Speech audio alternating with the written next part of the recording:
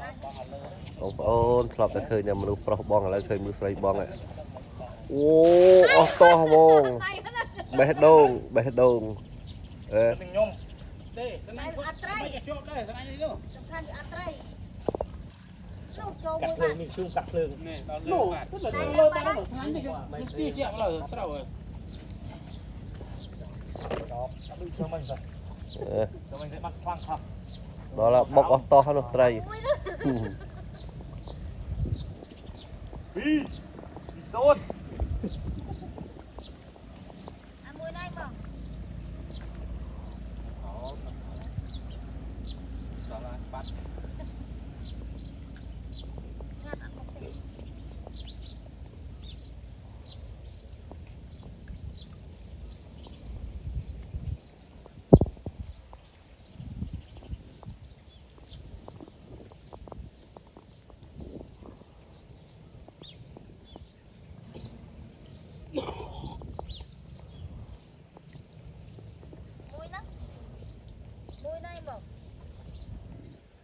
ក្រៅមានលឺ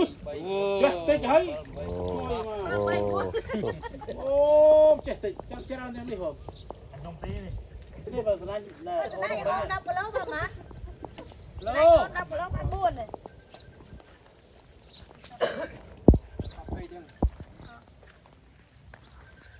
ច្រើនតើនេះតែគ្រាន់ជាងស្នាញ់10គីឡូបង10គីឡូបាន4ហើយយើង4គីឡូបាន36